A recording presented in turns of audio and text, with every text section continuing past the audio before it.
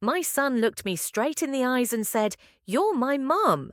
You're supposed to take care of me. I'm basically your retirement plan anyway." That was the exact moment something inside me snapped. 30 days later, he learned just how wrong he was. If you've ever been disrespected by someone who thought you'd always save them, if you've ever been treated like an ATM instead of a human being, hit that like button, subscribe, and buckle up, because this story is about boundaries, consequences, and a lesson that finally came due. I never imagined I'd be telling a story like this about my own child. I raised my son alone. His father walked out when he was 10. No goodbye, no child support worth mentioning, just silence. So I became everything. 2 jobs, no weekends, cheap dinners stretched into miracles, late nights at the kitchen table helping with homework while my eyes burned from exhaustion. Some nights I'd fall asleep sitting upright, pen still in my hand, and I did it willingly, because that's what parents do. When he got into college, I cried tears of pride. When he graduated, I framed his diploma and hung it in the living room like a trophy. That was 2 years ago, 2 years since graduation, 2 years of him living at home, 2 years of rent-free comfort. At first, I didn't mind. "You'll save money," I told myself. "He's just getting on his feet." But slowly, things started to feel wrong.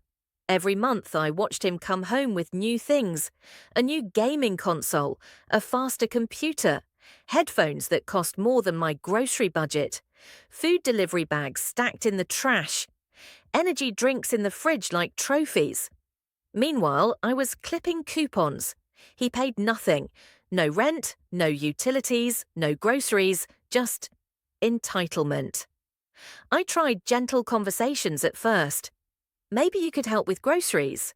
Can you chip in for the electric bill?" He'd nod. Promise, forget. Until last week. I sat him down at the kitchen table, the same table where I once helped him learn fractions. My hands were shaking. "I need you to start paying $400 a month," I said quietly. "Just to help. It's not even market rent." He stared at me, then laughed, actually laughed, and then his face changed. He slammed his hand on the table.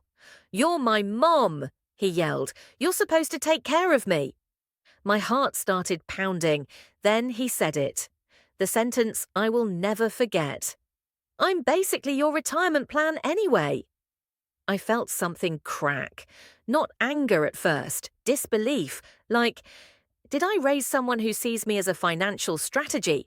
I told him he had 30 days to find a place, calmly, firmly. "I'm changing the locks after that." He stormed out, and then the phone calls started. My sister, my aunt, my cousins. "How could you do this? Kids these days can't afford to move out. You're being heartless." No one asked how I was doing. No one asked why a grown man felt entitled to my future. So I stopped explaining, and I started preparing. That night, I did something I hadn't done in years. I opened a notebook. I wrote down every bill, every expense, every dollar I'd spent supporting him. Then I did something else. I booked an appointment with a financial advisor. Turns out, I didn't need a retirement plan. I needed boundaries. Over the next 30 days, I changed everything. I opened a separate savings account, my name only. I redirected my paycheck. I cancelled subscriptions he used. I stopped buying groceries he liked. I lived quietly. Meanwhile, he partied. He assumed I'd cave. On day 29, he laughed and said, "You're not actually going to lock me out." I didn't respond. On day 30, I changed the locks. When he came home and his key didn't work, he froze, banged on the door, yelled. I opened it just enough to speak. "I love you," I said, "but I am not your ATM, and I am not your retirement plan." His face collapsed. He moved in with friends. They didn't last long. Turns out, rent isn't optional in the real world. 2 weeks later, he called me.